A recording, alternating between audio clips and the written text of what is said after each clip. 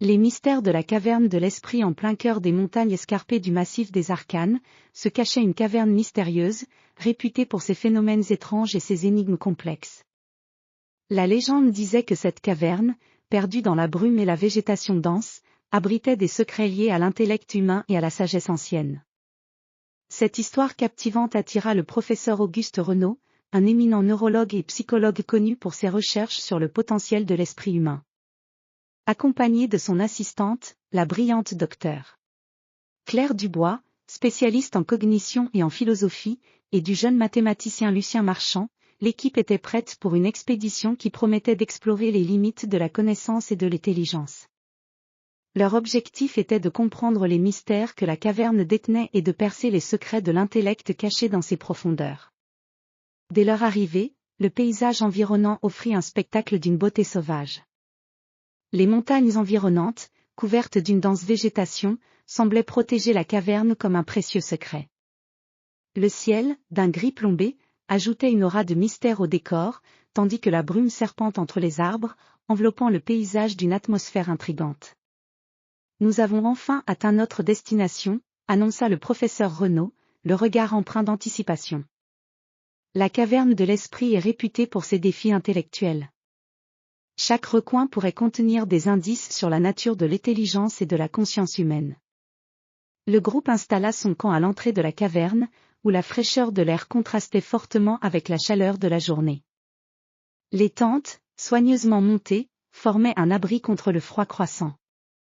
Les provisions furent entreposées avec précaution, et les outils nécessaires pour explorer les profondeurs furent préparés. Lorsque l'équipe entra dans la caverne, ils furent accueillis par une obscurité presque totale, seulement illuminés par la lueur vacillante de leurs lanternes. Les parois de la caverne étaient couvertes de formations rocheuses étranges, aux formes sinueuses et aux couleurs métalliques scintillantes. L'air était lourd et mystérieux, chargé d'une énergie presque palpable. En s'enfonçant dans la caverne, les explorateurs rencontrèrent une série de salles et de corridors, chacun offrant des défis intellectuels complexes. Des inscriptions anciennes, gravées dans la pierre, semblaient proposer des énigmes et des puzzles à résoudre. La première salle, illuminée par des cristaux luminescents incrustés dans les murs, contenait un ensemble de symboles et de chiffres mystérieux. Regardez ces symboles, observa Claire Dubois, en examinant attentivement les inscriptions. Ils semblent former une série d'équations et de paradoxes. Peut-être que résoudre ces énigmes nous permettra de comprendre les secrets que cette caverne détient. Lucien Marchand, armé de son carnet de notes et de son stylo, commença à déchiffrer les symboles et à faire des calculs complexes. Ses yeux brillaient d'excitation alors qu'il établissait des connexions entre les différents indices. Pendant ce temps, le professeur Renaud et Claire discutaient des implications philosophiques des énigmes, cherchant à comprendre comment ces défis étaient liés à la nature de l'esprit et de l'intelligence. À mesure qu'ils progressaient, la caverne dévoila des salles encore plus intrigantes. Dans l'une d'elles, une série de miroirs géants était disposés en cercle, reflétant la lumière des lanternes de manière complexe et déformée. L'équipe se rendit vite compte que ces miroirs n'étaient pas seulement des objets décoratifs, mais faisaient partie d'un mécanisme complexe qui nécessitait une réflexion stratégique pour être résolu. Les heures passèrent alors que les explorateurs travaillaient sur les défis de la caverne. Chaque succès était accueilli par des exclamations de triomphe et chaque échec par des moments de réflexion intense. La caverne semblait jouer avec leur esprit, les poussant à leurs limites tout en révélant lentement ses secrets. Finalement, après de nombreuses heures de réflexion et de résolution de puzzles, l'équipe arriva dans une salle finale, au cœur de la caverne.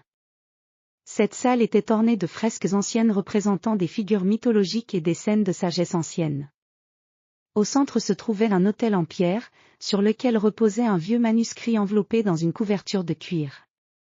Le professeur Renaud s'approcha de l'autel avec respect, et, avec l'aide de Claire et Lucien, déplia le manuscrit. Les pages, bien que anciennes et fragiles, étaient remplies de textes et de dessins qui semblaient contenir la clé pour comprendre les mystères de l'esprit humain.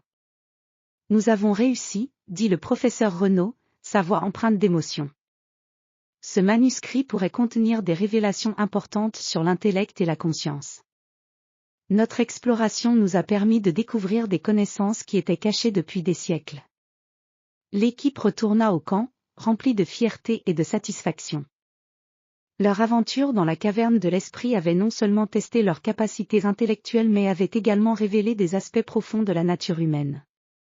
Les découvertes faites dans cette caverne continueront à nourrir leurs recherches et à inspirer de nouvelles explorations dans les mystères de l'esprit et de la connaissance. À mesure que le soleil se couchait sur les montagnes, la lumière dorée baignait la caverne d'une aura de succès et de réflexion. Les secrets de l'univers des esprits avaient été découverts, mais la quête de compréhension de l'esprit humain se poursuivrait, guidée par la lumière de la connaissance et la curiosité insatiable de l'explorateur.